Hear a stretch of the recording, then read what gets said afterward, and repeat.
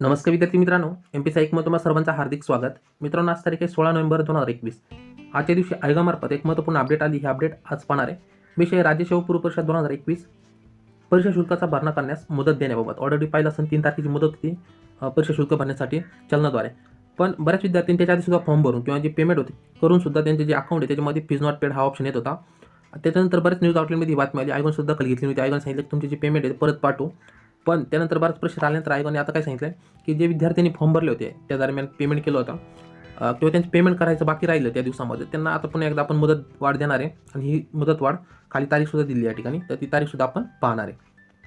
ह्या ठिकाणी की राज्य सेवा पूर्व परीक्षा 2021 करता संदर्भ शुद्धी पत्रकाद्वारे अर्ज सादर करण्यास व ऑनलाईन पद्धतीने परीक्षा शुल्क भरण्यास दिनांक 2 नोव्हेंबर 2021 पर्यंत भारतीय स्टेट बँकेमध्ये परीक्षा शुल्क भरण्यास तसेच 3 नोव्हेंबर 2021 पर्यंत मुदतवाढ देण्यात आली होती. तर आता काही उमेदवारांनी ऑनलाईन पद्धतीने परीक्षा शुल्काचा भरणा करूनही त्यांच्या खात्यामध्ये फीज पेड असा शेरा दर्शवित नव्हता. नंतर शेवटच्या दिवशी चलनाद्वारे शुल्काचा भरणा करणाऱ्या उमेदवारांचे परीक्षा शुल्क बँकेकडून स्वीकारले गेले नसले तक्रारी आयोगास प्राप्त झाली. म्हणजे बँकेने सुद्धा ते चलन घेतलं नव्हतं शेवटच्या दिवशी. त्यानंतर प्रस्तुत तक्रारीच्या अनुषंगाने आयोगाच्या कार्यालयाकडून पडताळणी केली असता बरेच उमेदवार त्यांच्या बँक खात्यातमधून परीक्षा शुल्काच्या रकमेची वजावट झाल्यानंतर परीक्षा शुल्क भरण्यात यशस्वी झाला होता. म्हणजे झाले आहे की नाही याची कोणतीही खातरजमा न करता पेमेंट गेटवेच्या पृष्ठावरून अथवा खात्यातून थेट लॉग आउट होत होतं. म्हणजे ज्यावेळी पेमेंट करत होते पेमेंट तर त्यांच्याकडून होत होतं, त्यानंतर अचानक लॉग आउट होत होतं. म्हणजे हे जो इश्यू होता तो वेबसाईटचा इश्यू होता, आयोगाच्या वेबसाईटचा. ओके, इथं सांगितलं की थेट लॉग आउट होत होतं.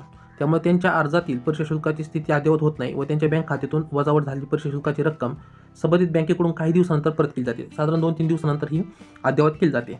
मुख्यतः भ्रमणध्वनी आपण फोन म्हणतो, UPI, गुगल पे किंवा फोनपेद्वारे परीक्षा शुल्काचा भरणा करणाऱ्या उमेदवारांनी अशी समस्या उद्भवत असल्याचे निदर्शनास आले किंवा दिसून आले. त्यानंतर उपरोक्त स्थिती विचारात घेता प्रस्तुत परीक्षाकरता परीक्षा शुल्काचा भरणा करू न शकलेल्या व परीक्षा शुल्काचा भरणा करूनही त्यांच्या खात्यामध्ये फीज पेड असा शेरा दर्शवित नसलेल्या उमेदवारांना केवळ ऑनलाईन पद्धतीने परीक्षा शुल्काचा भरणा करण्याची सुविधा दिनांक 18 नोव्हेंबर 2021 पर्यंत करण्यात आली. आता याच्यातली महत्त्वाची बातमी म्हणजे जी परीक्षा शुल्क आहे, आता ज्यांचं फक्त पेमेंट बाकी होतं त्यांना आता 18 नोव्हेंबर 2021 पर्यंतच मुदत दिली, रात्री 12 वाजेपर्यंत. म्हणजे ओके, समजलं असं. म्हणजे येत्या 2-3 दिवस तुम्हाला परीक्षा शुल्क भरण्यासाठी आयोगाने ऑप्शन करून दिलं आहे. आणि हे माय अकाउंटमधून मेनूमध्ये राज्य सेवा पूर्व परीक्षा 2021 अर्जाच्या तपशिलासमोर पे नाव या लिंकवरून परीक्षा शुल्क भरणा करता येईल. ओके, एवढीच महत्त्वपूर्ण बातमी त्याच्यामध्ये. त्यानंतर खाली की ऑनलाईन पद्धतीने परीक्षा शुल्क भरण्याकरता SBI ई-पे किंवा क्विक वॉलेट अशा 2 पेमेंट गेटवेची सुविधा उपलब्ध करून देण्यात आली आहे. परीक्षा शुल्काचा भरणा करताना उमेदवारांनी पेमेंट गेटवेच्या पृष्ठावर परीक्षा शुल्काचा भरणा होऊ नये. केवळ बँक खात्यातून रक्कम वजा झाली म्हणजे परीक्षा शुल्काचा भरणा यशस्वी झाला व अर्ज स्वीकृत झाला असं नाही. नंतर त्यामुळे उमेदवारांनी परीक्षा शुल्काचा भरणा यशस्वी झाल्याची स्वतः खात्री करून घ्यावी. या संदर्भात आयोगाच्या संकेतस्थळावर उमेदवारांना सर्वसाधारण सूचनांमधील सूचना क्रमांक 1.2.6.2 मधील तरतुदी अवलोकन करणे उमेदवारांच्या हिताचे राहील. त्यानंतर 5व्या याच्यामध्ये सांगितलं की उमेदवारांच्या बँक खात्यामधून रक्कम वजा होऊ नये फीज पेड असा शेरा दर्शवित नसलेल्या उमेदवारांच्या परीक्षा शुल्काची रक्कम आयोगास प्राप्त होत नाही.